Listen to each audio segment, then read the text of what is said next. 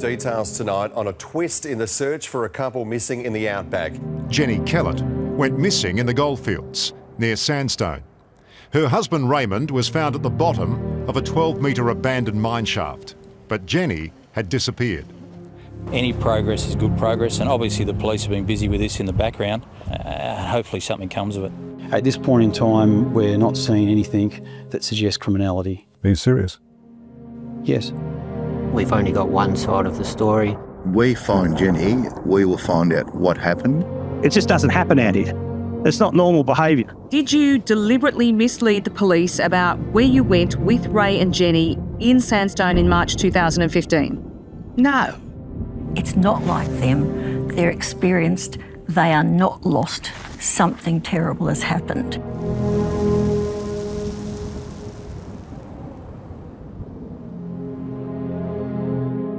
Welcome to Some Kind of Closure, a podcast series focused on unsolved missing persons cases.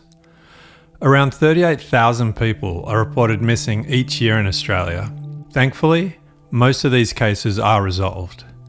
In this series, however, we'll be focusing on the small percentage of cases that remain unsolved over several years. We'll explore the complexities and impact on the families involved, who at the end of the day are desperate for some answers and ultimately some kind of closure. Please be aware that this show deals with some distressing themes and may include content and language that some listeners will find distressing.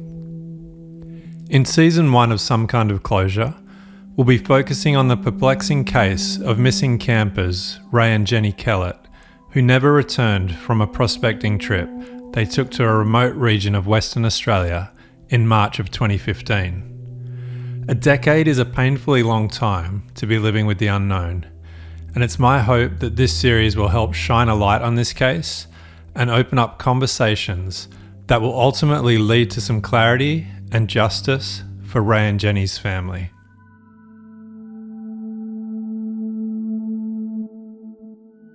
A year after the fateful camping trip of March 2015, the families of Ray and Jennie Kehlet released a statement to the media via WA Police with a desperate plea to the public for information. This is the statement read by Ray's brother David. It has been 12 months since Ray and Jennie left home to travel north on their fateful prospecting trip. These 12 months have taken a heavy toll on their family and friends. Much speculation and sensationalism of Ray and Jennie's story has been made over this last year, which is an unfortunate consequence of such a mystery. We wish to clarify that it has been the family and friends' belief from early on that foul play was involved, although the motivations for such a thing to occur to them are inexplicable. Ray and Jennie were a hard-working, family-orientated, loving couple with hearts of gold who travelled to Sandstone primarily to get away from it all, and secondly with the simple hopes of striking it rich. The subsequent events and lack of closure have been devastating. Although we now have Ray in body and have celebrated his life through a funeral, we still do not have Jennie back, nor are we any closer to finding out what may have happened to both Ray and Jennie. We are in close contact with police and are confident that they are pursuing all available leads. Unfortunately, due to the location and duration of time, little evidence to explain the circumstances has so far come to light. We know that Ray and Jennie left home on March 19, 2015 and drove north via the Paynes Find to Sandstone Road to their prospecting camp at Bell Chambers, which is near Tabletop, approximately 30 kilometres south of the town of Sandstone. They were reported last seen at the camp on March 22, 2015. Their dog Ella was located in Sandstone on March 28, prompting a missing persons report and subsequent searches. Their camp was found set up and with no evidence of struggle. Ray's body was found at the bottom of a disused mine shaft a week later, approximately 2 kilometres north of their camp. Despite several searches to date, Jennie has not been found, nor have there been any answers to how Ray may have met his fate. We would encourage anyone who may still have legitimate information or may have been in the Bell Chambers or Tabletop area mid to late March to please come forward. We are ever hopeful for answers when they may be available.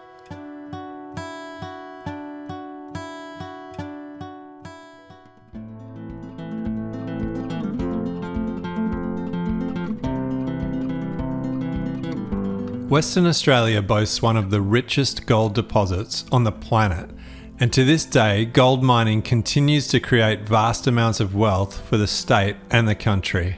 It all began in 1893 when Paddy Hannon stumbled upon a patch of gold so rich near Kalgoorlie that it became known as the Golden Mile, one of the richest gold deposits in the world. Gold fever swept through the state as thousands of hopefuls flooded into the region chasing fortune and riches. A major challenge became getting enough fresh water out to the region to support the influx of people. So the government, under the guidance of its forward-thinking engineer-in-chief, C.Y. O'Connor, undertook one of the boldest infrastructure projects in Australian history, building the world's longest freshwater pipeline to carry life-sustaining water over 500 kilometres from the Perth Hills all the way to the Goldfields in Kalgoorlie, in what became known as the Golden Pipeline. This audacious plan worked and the town boomed. The Goldfields didn't just fuel individual dreams, they funded the development of Western Australia and helped build the nation. More than a century later, the Golden Pipeline is still in use and the Golden Mile is still being mined. The gigantic hole in the ground that continues to grow every day has become known as the Super Pit. It's a hole now so big it's easily visible from space. About 900,000 ounces of gold are harvested here each year, which at current gold prices equates to about $4.5 billion per annum. The hole is approximately 3.7 kilometres long, 1.5 kilometres wide, and around 480 metres deep. It's an operation that continues to dig for gold 24 hours a day, 365 days of the year, using massive machinery that has to be seen to be believed. With gold's ever-increasing value, the pastime of amateur prospecting has seen a resurgence in recent years, fueled by popular reality TV shows like Aussie Gold Hunters. Even though the old-timers found most of the surface gold, there are still significant patches to be found to this day. A recent find includes the story of two long-time mates prospecting in the Sandstone region in June of 2025 on a day neither of them will forget. While prospecting just outside of town, they came across a 1-ounce nugget, but that was just the beginning. Later in the day, their metal detector picked up a significant signal, and just below the surface, they pulled out a 895 gram nugget valued at approximately $160,000. The stunned prospectors continued to search and finished the day with another 1-ounce nugget. Stories like these fuel the imaginations of seasoned prospectors and newcomers alike. The allure of potential riches while adventuring and camping in the outback of Australia can be intoxicating, and gold fever is still a very real phenomenon. The president of APLA, the Amalgamated Prospectors and Leaseholders Association, James Allison, explains. And it was gold. That's what they're here for, all for the gold. Gold's a funny thing that you will always get the one person that'll brag about it and show you a piece. But 95% of the real bona fide, genuine prospectors will just say, yeah, I've got a bit, I found a bit. They don't go into any detail. But the other thing too, a lot of people, you've got to have a sort of, not an understanding, but an appreciation of the bush. You know, this country is unbelievably unique. You've got to have a bit of that adventure streak. It was the allure of gold that took hold of experienced campers Ray and Jennie Kehlet and compelled them to embark on a journey with their workmate to this very region 10 years ago in hopes of striking it rich. After months of research and anticipation, the group had found a patch of land they were convinced would earn each of them $1 million, dubbing it the $3 million patch. When I asked James Allison about the $3 million patch, I was surprised to learn he'd heard of it, but did not believe it was anything other than a regional myth, comparing it to the legendary Lassiter's Reef of the Northern Territory. I think if you find Lassiter's Reef, you'll find this $3 million patch. That's honest. Lassiter's Reef is famous up in the Northern Territory. Supposed to be this big blow of solid gold. It's a myth. It's a bit like the $3 million patch around here. That's a myth. I think that was about a 9 o'clock or 10 o'clock talk at the pub one night. That's where it started from, I think. However, for Ray and Jennie, the $3 million patch represented something very real, and they were hopeful they would find gold. Finding a significant patch of gold would enable them to quit their mining jobs and focus full-time on running their farm in Beverley. The group had devised a unique method they'd be utilising to give them access to gold that had been left behind in abandoned mine shafts, and had been training and preparing to abseil into these abandoned shafts in the hope of striking it rich under the guidance of their experienced prospecting work friend and safety officer, Graeme Milne. Sadly, this was not to be, with the trip ending in tragedy, with only one of the campers ever returning home. To this day, however, the question remains unanswered. Did the group ever find any gold? Was this the foundation of a potential motive for what was to ultimately turn into a tragedy? What we do know from the subsequent police interviews and coroner's inquest is that one of the three campers did have significant prospecting experience and had visited the sandstone region many times in the past. Graeme Milne was very clearly the expert on this particular expedition, and it was clear in the text messages and emails in the lead up to the trip that both Ray and Jennie would be reliant on him and his expertise in both prospecting and also abseiling into abandoned mine shafts. Graeme was a member of APLA, the Amalgamated Prospectors and Leaseholders Association, and had been on a number of trips with the group to the sandstone region prior to 2015. Groups like these are a wealth of information for newcomers and provide members with many benefits, such as gaining access to particular leases that would otherwise be difficult to obtain. They also offer advice and training for new prospectors around the very real physical dangers inherent in the pastime. One is the isolation, right? If you're not prepared, seriously, properly prepared, as beautiful as this country is and the bush is, it can bite you and bite you hard. And you've seen in recent years on TV and everything of people getting stranded, tragic loss, prospectors getting lost and disappearing, or they're finding them and they've passed away. That's because they haven't taken the basic steps. As we know, the most important thing you've got to carry all the time is water, and a lot of it. Because out here, you'll dehydrate within hours. But then a lot of people you talk to, they say, oh, but I'll take my phone. Well, I liken it to taking a piece of dry bread with you.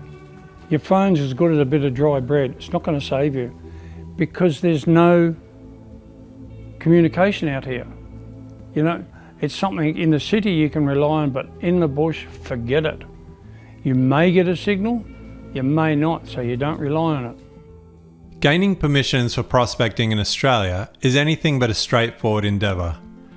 And if the correct permissions and permits are not obtained, prospectors can fall foul of both the law and other prospectors if they are found to be detecting for gold in areas they do not have permission to do so.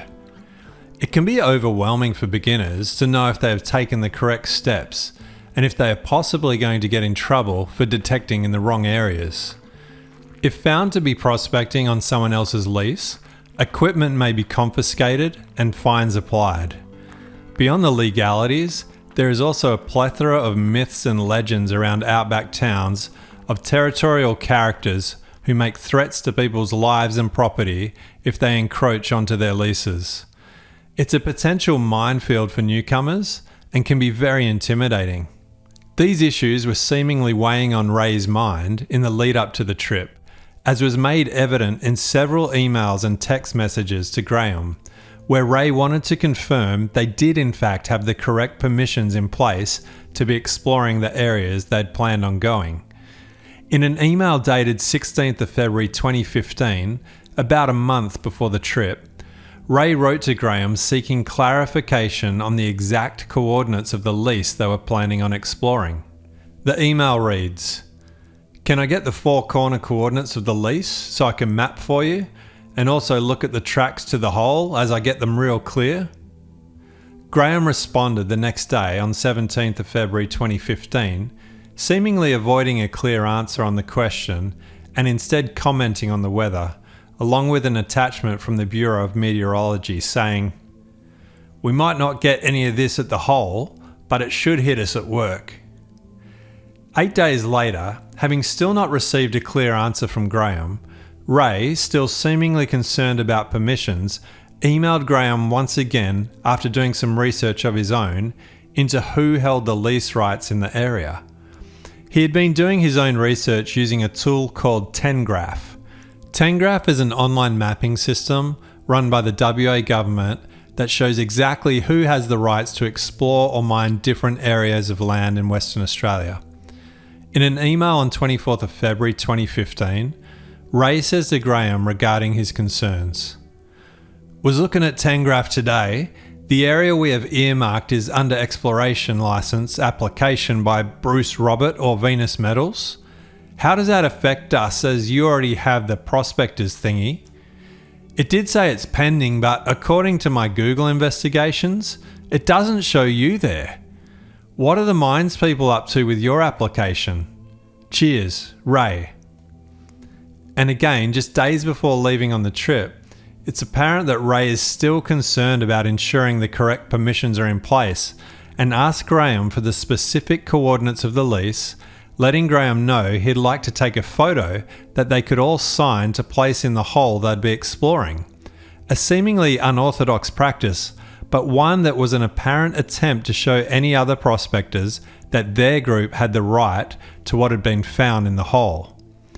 In a text exchange on 16th of March 2015, just days before the trip, Ray says to Graeme, "Hey mate, if you can get the coordinates of the lease pegs, I'm going to do a photo for all of us to sign, can go with the photo down the hole. Cheers mate, looking forward to getting out of this joint."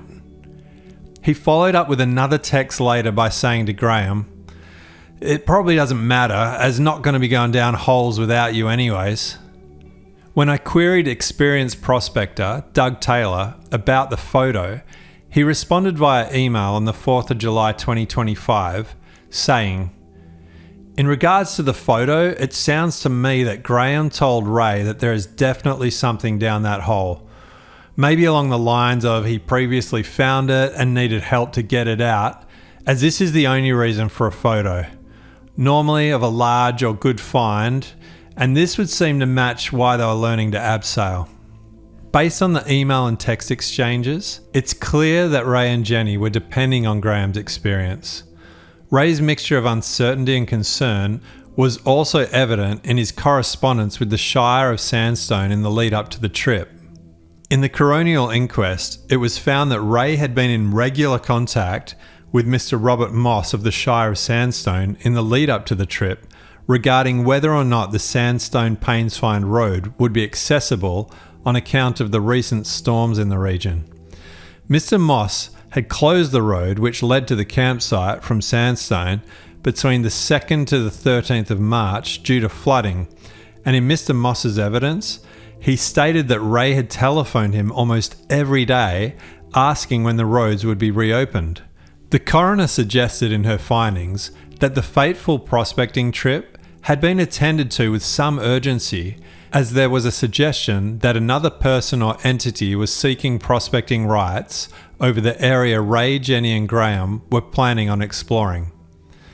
It's important to note here that the group had attempted to get to the Bell Chambers campsite south of Sandstone on an earlier trip taken on March 4th, 2015, in what became known as the wet trip during the 2020 coroner's inquiry. The group had gotten 30 kilometres away from Mount Magnet when it became apparent the weather would make access to the campsite impossible, so they headed home and agreed to try again on March 19th. It's also important to note that both of these trips are quite a bit earlier than most recreational prospectors would typically visit the area due to the lingering heat from summer. Doug Taylor, who manages the Painsfind Roadhouse, recalls the group coming through for this very reason. They were the first group he noted coming through for the season, and other than Graeme Milne, Doug was one of the last people to see Ray and Jennie alive. I seen them in the morning they come through on their way out there, because when you see a couple of carloads of prospectors pull up, you always pay attention. But good 30, 35 degree days, so sort of not the big influx of tourists or detective people, prospectors out at that stage. So they're sort of, when the first few caravans are going up north, you sort of pay attention. Oh yeah, they've started already, and owning the pub, you always sort of take a bit of notice of who's coming and going, sort of thing, I suppose. But yeah. Secrecy is not uncommon when it comes to prospecting.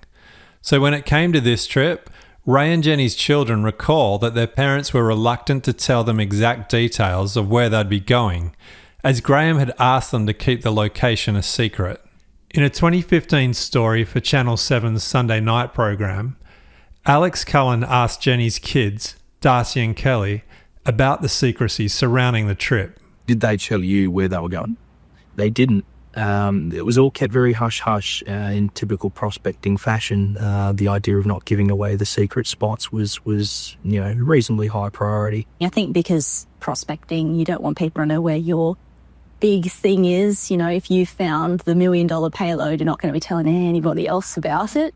When questioned about this during the coroner's inquest, Graeme said it was in fact Ray who wanted to keep the location what he referred to as secret squirrel. These are his words, but not his voice. Did you talk to Ray and Jennie at any point about whether they should talk to anyone else about your trip to Sandstone? No. Ray wanted to keep it, as he called it, secret squirrel. Ray wanted to keep it secret squirrel? Yes, he didn't want anybody to know. What would you say to the proposition that you wanted to keep it secret squirrel? No, not me. If the witness could be shown Exhibit 3, Tab 5, Graeme, do you know Darcy James Keegans? I met Darcy once. Yes, and who is he? One of Jennie's boys. And you will see that he's provided a witness statement to police. I see that, yes. Would you agree that Darcy's evidence is that his parents told him that you had made them promise not to reveal the location where they were prospecting, as it was a secret? Is that what it says? That's what it says, but no, that's not correct. Why do you say that? Why would I tell them not to say anything? It was Ray that was adamant about the area and whatnot, not me. I agreed with them on a few things, like the colour of the ground and all that, but not, as far as I was concerned, it's not secret squirrel stuff. Are you aware of any reason why Ray Kehlet or Darcy Keegan would lie about that? No, don't know. Regardless of who requested the location to be kept secret and whether or not there were ulterior motives for doing so, the fact is the group had a clear urgency to get to their secret location as soon as the weather would allow. And as noted in episode 1, there was a very clear desire to visit one particular mine shaft. This desire is evident in Jennie's final diary entry dated March 18, 2015, where she writes, "Hopefully go to hole, fingers crossed." According to Milne's account, the group finally arrived at the Bell Chambers region on the afternoon of March 19 and found a spot to set up camp. He explained they chose this specific location as it had some shade and a patch of grass that would be good for the dog. When questioned why they didn't camp closer to the area they'd designated as the $3 million patch, Milne claimed it was because it was harder terrain to reach and that Ray didn't want to scratch his car. Is there any reason why you didn't attempt to go and camp closer to the $3 million patch when you arrived? First of all, we had to find a way to get through there, through the creeks. Is that the only reason? Yes. It's not something you're just going to wander through the bush in. First of all, Ray didn't want to scratch his vehicle, which I don't blame him.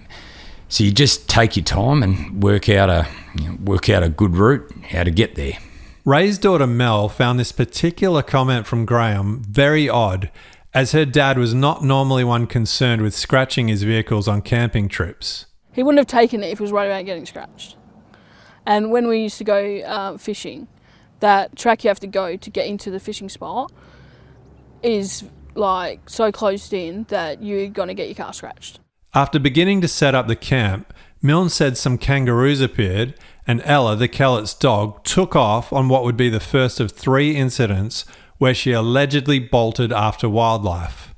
As discussed in episode 1, this behaviour was very out of character for the elderly Great Dane, who lived on a farm and was very used to being around kangaroos. In a police interview, Milne is quoted as saying, "We had just positioned the vehicles when a couple of kangaroos cut across the camp towards the creek and the dog has gone after them." At the 2020 coronial inquest, Milne was asked why the dog was never tethered at the campsite despite allegedly running away multiple times. Did they ever tie Ella up after they retrieved her on that first occasion she ran away? They never tied her up in camp.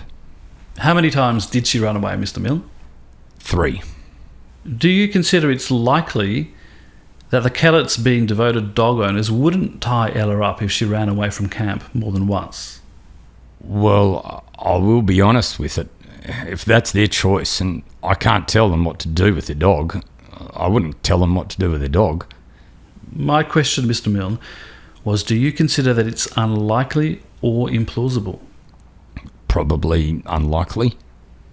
Do you consider it particularly implausible when the Kehlets are aware of the existence of mine shafts in in proximity to the campsite? Yes. Mr. Milne, do you think it's likely that Ella would remain in the general area of the camp for days after 22nd of March if she was prone to running away and chasing animals? Well, maybe there wasn't any more animals in the area. I don't know. You've referred to Ella chasing a kangaroo or kangaroos. Can you tell me how long it took in order to retrieve Ella? It was about an hour and a half. And who retrieved her? Ray caught her. Milne stated it took the Kehlets about an hour and a half to find Ella and bring her back to camp. When they got back, Graeme says that he and Ray went for what he called a tiki tour on the quad bikes, with the purpose of showing Ray some previous locations Graeme had visited before. When queried if they stopped at any mine shafts on this tour, Graeme says they did stop at one. Mr. Milne, did you stop at any mine shafts on this trip that you took on the afternoon of the 19th? Yes, that one where the crystals were. And is that the first hole? Yes. And again, you haven't spoken to police or told police about the first hole or that mine shaft with crystals during your interviews, have you? Don't know. And did you stop at any other mine shafts along the route that you took that day? Yes, up on top of the hill, up there. Showed them the one that I've been down there. It was after this that Graeme stated something else of significance happened while he and Ray were out on this tour. It's a claim we'll explore in much more detail in a future episode, and involves Ray and Graeme coming across 2 other people about 600 metres away in a white 4-wheel drive who were allegedly shooting in the distance. According to Milne, Ray then got out his rifle and fired off 2 shots at one of Graeme's cigarette packets they placed in a tree. He said this was a means of warning the other shooters that they were in the area as well. After the tiki tour, Graeme said they settled in for an early night back at camp, as it had been a big day of travel, and they had plans for exploring and making their way to the $3 million patch the following day. Milne says the group woke at daybreak on the 20th of March, had breakfast, did the camp dishes, and headed a few kilometres east to clear a track across the creeks towards the $3 million patch. After this, he said they got back to camp around midday, and at this time, Graeme claims Ella bolted once more. And you have referred to Ella bolting. Can you explain what caused her to bolt on that occasion? No, I'm not sure what made her take off that time. She was with Jen and they were probably 100 metres or so away from camp, closer to the creek.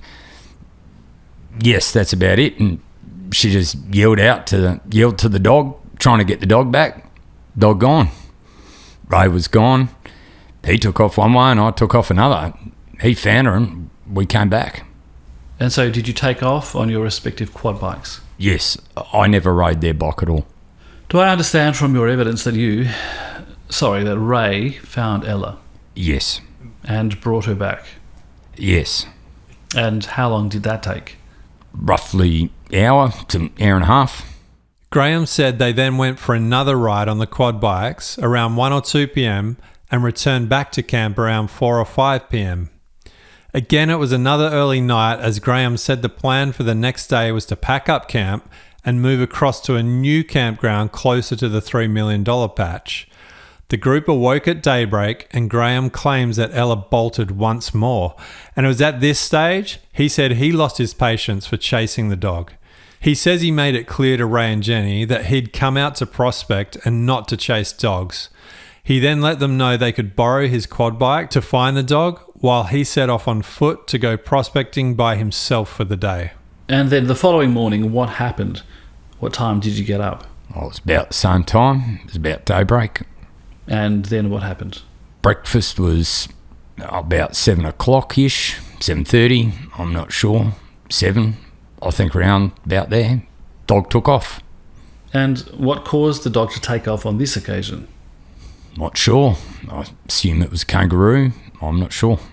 Mr. Milne, do you have a recollection of what happened after the dog bolted, irrespective of which direction it went? Yes. And what happened? Jen got on my bike, Ray got on his. They went in opposite directions to round the pup up. Graeme then goes on to describe how he spent an hour or so cleaning up camp and then packed some food and water to set off for his solo prospecting expedition. Is it accurate to say, Mr. Milne, that you went out prospecting for essentially, roughly, 18 hours? Yes. And I acknowledge it's the case you didn't have a watch, did you? No, because the more metal you've got on you, being on the wrist, if you find anything when you're tracking it across, interferes with the metal detector.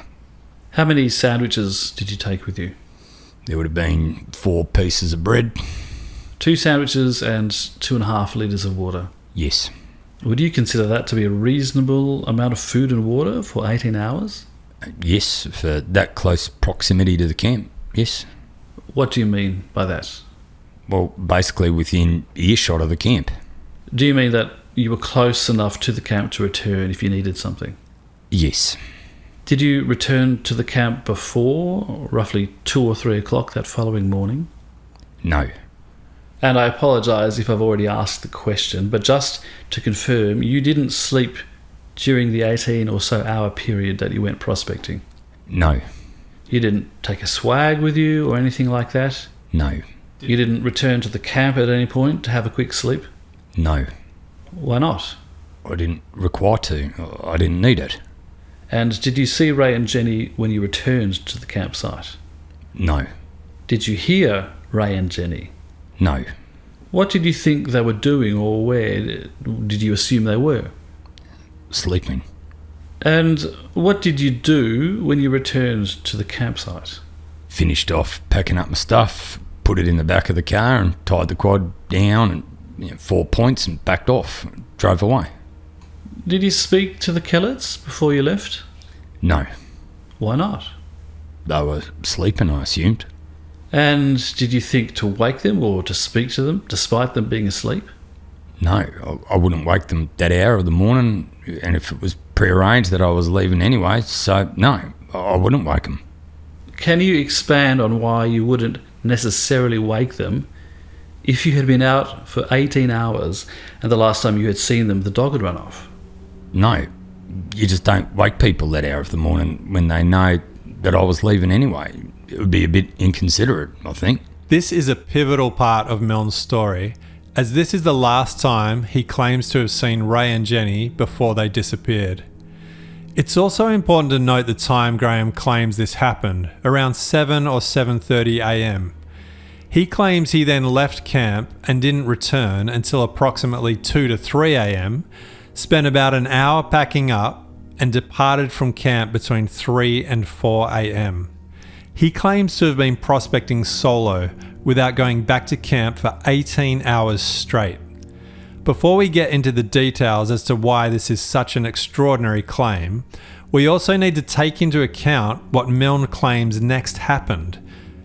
Milne says, without having any sleep whatsoever after his marathon prospecting session, he packed up camp and left to head back to Perth between 3 and 4 a.m. GPS data shows that Milne arrived back at his home in Medina, just south of Perth, at 8:15 p.m, equating to a 16-hour journey home.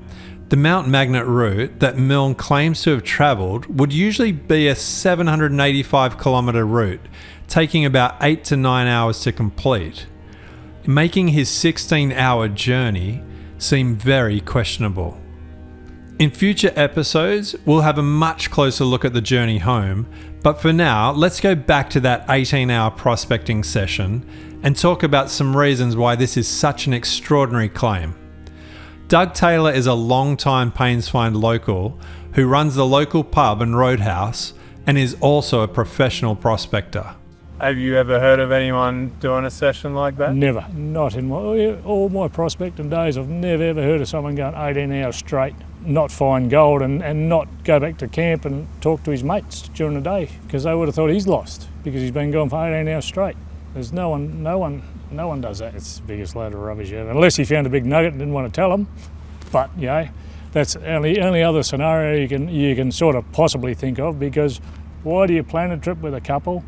You then go detecting for apparently 18 hours straight, then jump in your car without even seeing them and take off back to Perth. That's the biggest load of rubbish ever. A big no-no. Like, you would, even if you had enough, you would go to bed, go and see your mates in the morning and say, look, this is not working out, or I'm not finding gold, or whatever it may be, I'm going to leave. Or if you just want to leave or go to a different spot or whatever, that's what you generally do. If you're not finding gold after 3 or 4 days, you say, right, we'll pack up and we'll go here, here, here. You've got a little plan in your, before you leave Perth, you know what places or what leases you're going to go on. Just in case you're not finding gold there, you'll go and find another spot somewhere else and look around. That's what it's all about. And yeah, for him to do what he's done, they say he was a seasoned prospector. Well, doing what he done, I would say he's absolutely got no idea, and he's not a very good safety officer, because to drive after doing 18 hours straight is absolutely silly. Other locals echo Doug's disbelief around the 18-hour prospecting claim. In the Sandstone region, it's not uncommon for extremely hot weather conditions to continue after the summer months through March, which I experienced myself when visiting the region. When speaking to Carol Hodgson and her son Matthew from Atlee Station, both long-time locals, they too are equally perplexed by the claim. Atlee Station is located just 8 kilometres south of the campsite at Bellchambers.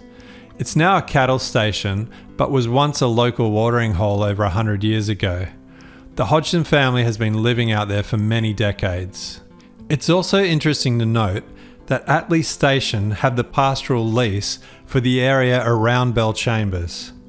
It's common courtesy to notify pastoral leaseholders before prospecting on their land.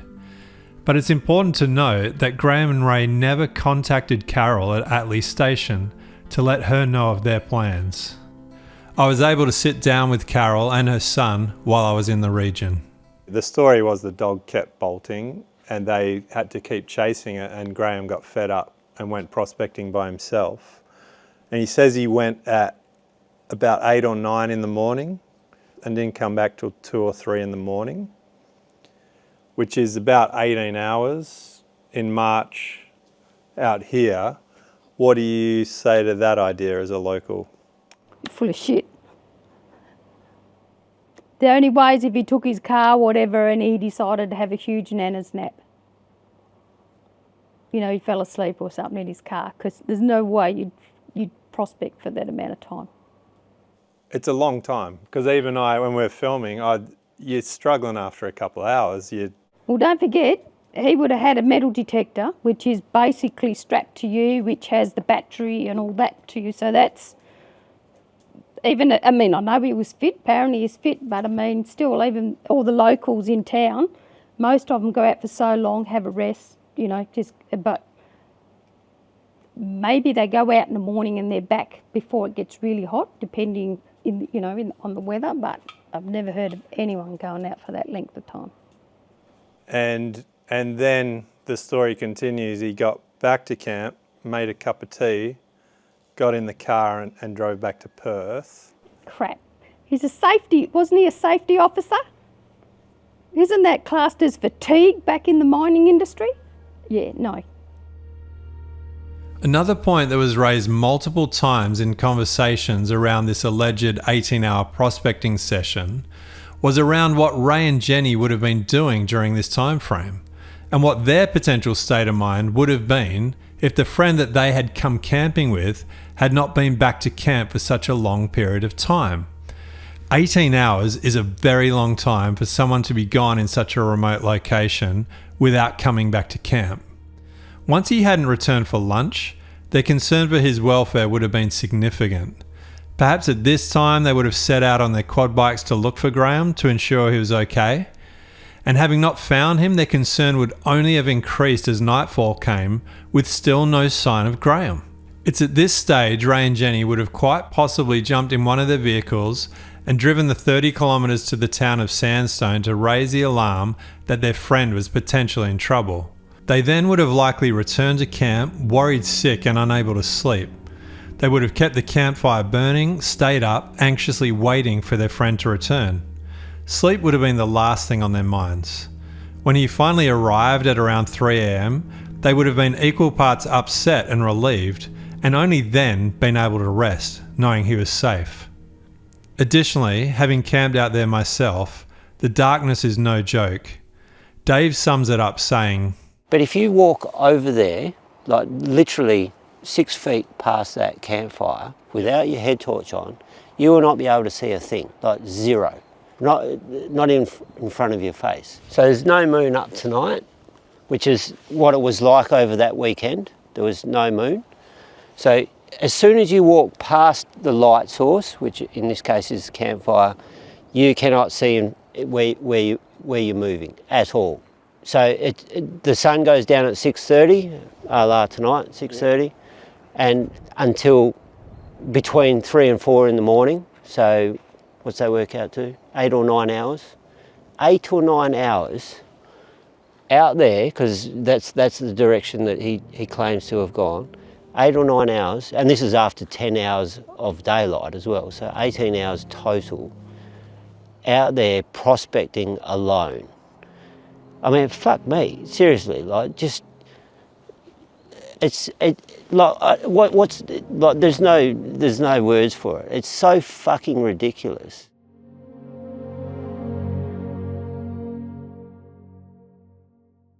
At the start of this episode, we read out the statement from family 1 year on from the tragedy. In it, they talk about Ray's funeral, in which they were able to commemorate and celebrate Ray's life. Family and friends from across the years gathered for the occasion, but there was one notable person missing.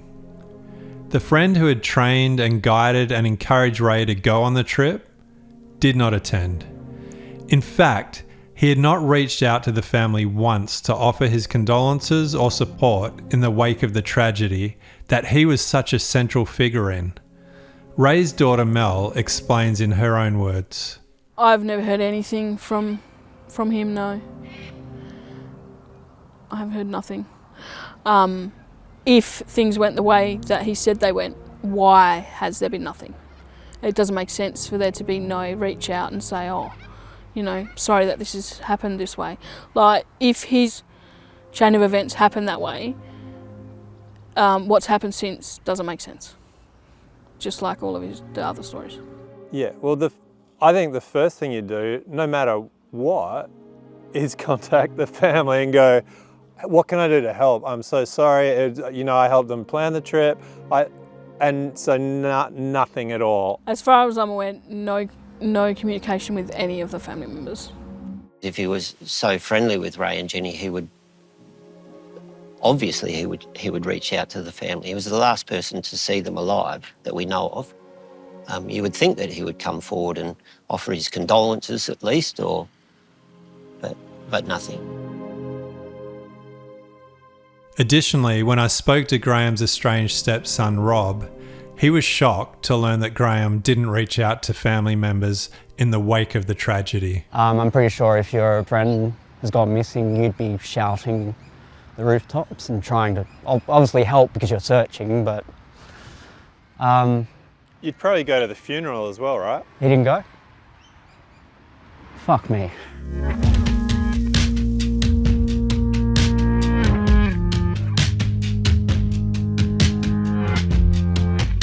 In future episodes of Some Kind of Closure, we'll continue to explore the key details of Ray and Jennie's final trip, speaking with family members, experts, and others closely connected to the case. If you or anyone you know has information about this case, you can contact us via our Facebook page, The Man in the Hole.